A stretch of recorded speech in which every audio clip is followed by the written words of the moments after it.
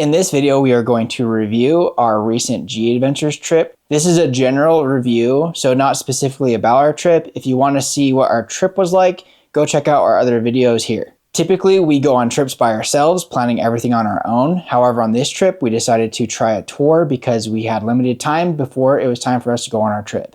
We paid about $2,000 each for this tour. Prices on G Adventures fluctuates quite a bit. Depending on where you want to go, there's probably going to be some sort of deal. Like right now, we can see that our tour that we went on is about $1,700 for a 17-day tour. The tour links are a little bit deceiving because day 1 is your arrival day and the last day is your departure day. And those days don't include any tours or anything at all. One of the big things is knowing what is included on your tour, because I think even when you're on the tour, it's a little bit confusing. When you're planning your trip, there are a bunch of included activities which will be listed in the day-by-day itinerary.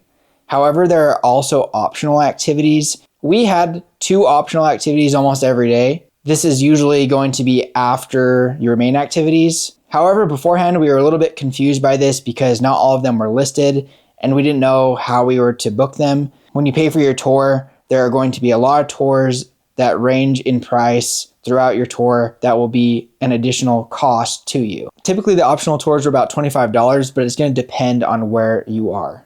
The included food was breakfast and then a couple of dinners. However, breakfast was just the included hotel breakfast.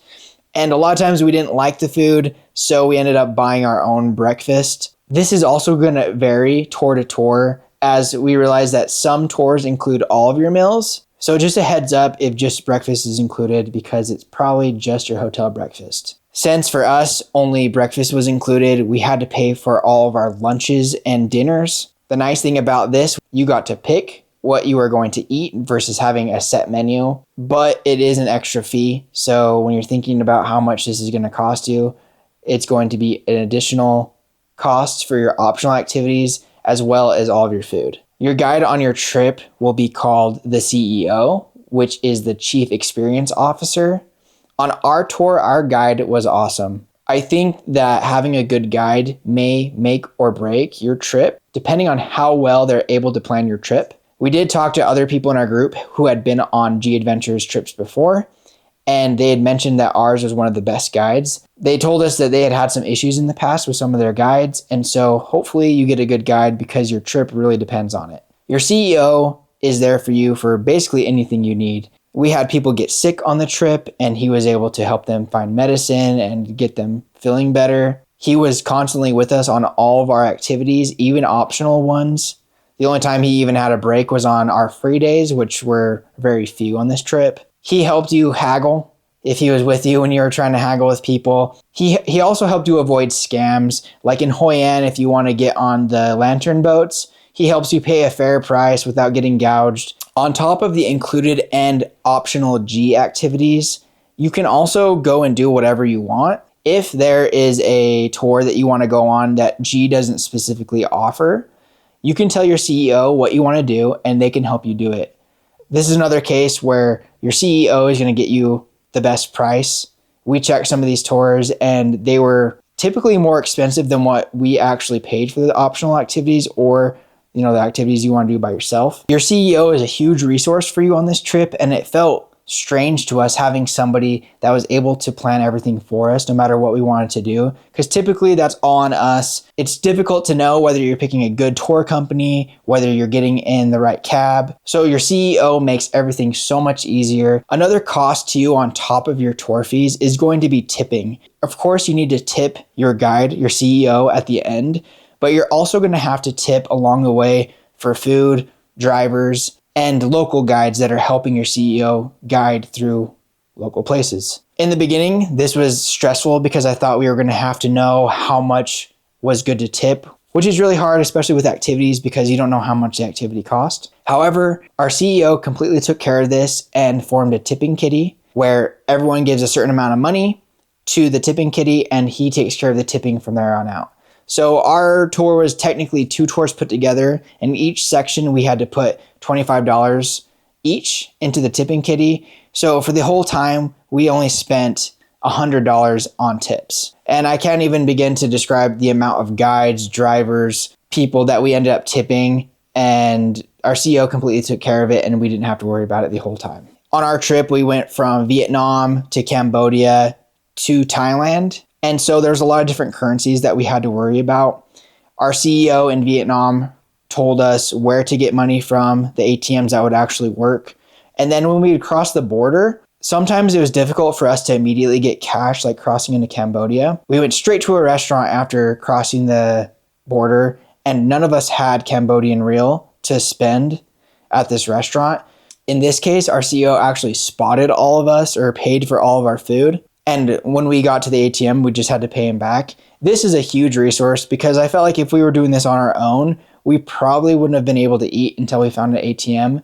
And those border crossing days are very long. And that just made everything way more comfortable. And you didn't have to worry about having the right cash at the right time because you always had someone that was watching out for you. Group size was probably the number one thing that I was worried about. On our trip, the max size that you could have was 16 people, and we ended up having 16 people with our guide. The only other tour experience we've ever had was when we were on a cruise and we did a day excursion.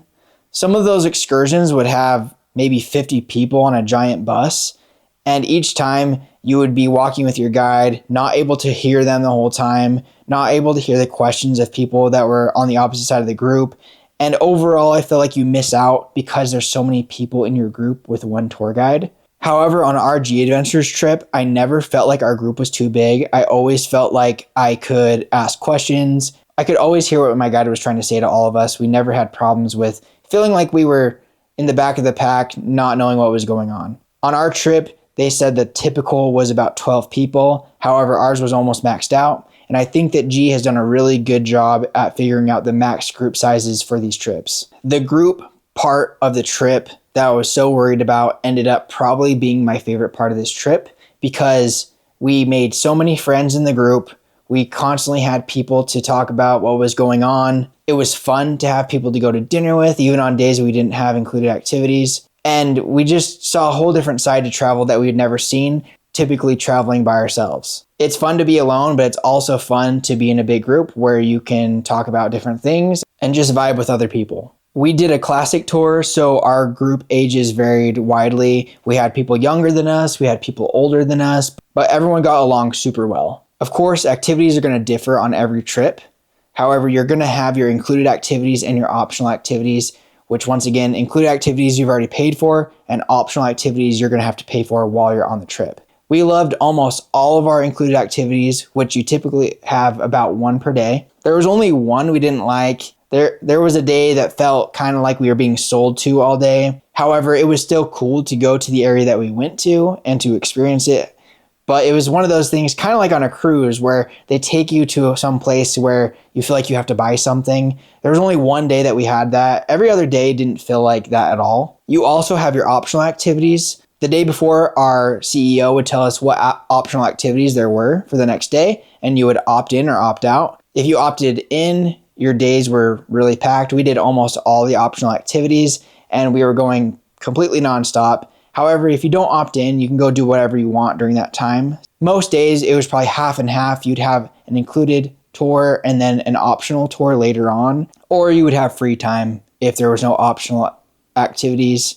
But that's where I stated that you could find something on your own, have your CEO set it up, or just completely do it on your own. Having done all of the included and optional activities, there was one downside to that, which was we had almost no downtime. Most days we'd wake up really early, go on the included activity. Later that day, we'd have an optional activity after spending maybe 30 minutes at the hotel.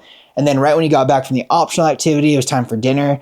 And because we got along with our group so well, we typically would go to dinner with them. If you get along well with your group, you kind of start to get FOMO about them going to dinner or whatever. At least we did. And so that lack of downtime after so many days can get difficult. We had 17 days with the group, and so 17 days in a row of nonstop was a little much. There were a couple times that we opted out just to rest for a minute. If you're worried about not having enough to do on the trip, there's plenty to be doing all the time.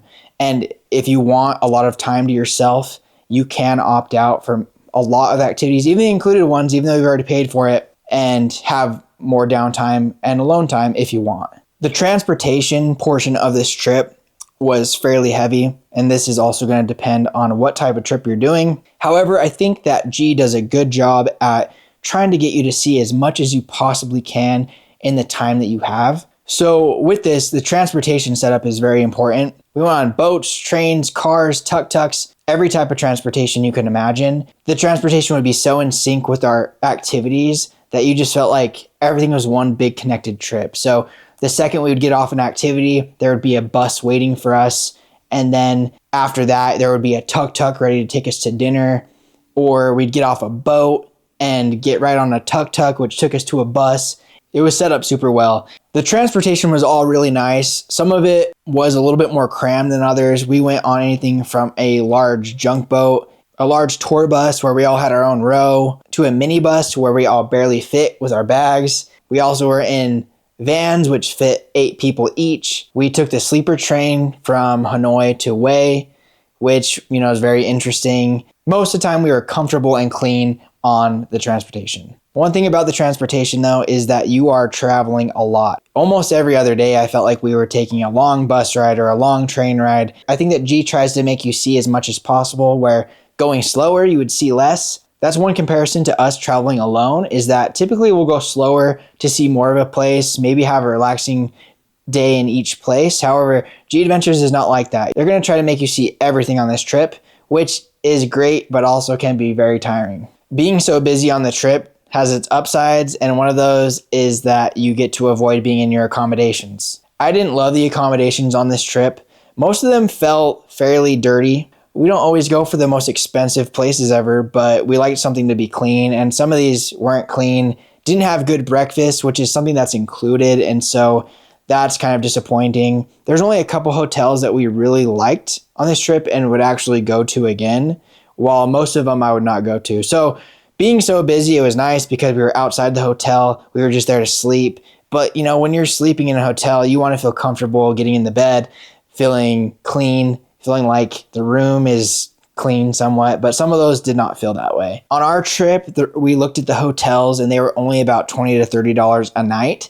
And I feel like with our budget, we could have probably opted for a $50 to $60 a night hotel and had a way better experience. I get that G is probably trying to use the same hotels just to make it easier on themselves to plan the trips, but I think that some of those hotels are really lacking. G Adventures should re-look at some of those hotels and see whether or not they want to keep bringing people to those places. However, these hotels wouldn't stop me from going on another trip. If I was going on another trip and I knew I had to stay in these same exact hotels, I think the trip was worth it enough to deal with the hotel, and it wasn't that big of a deal.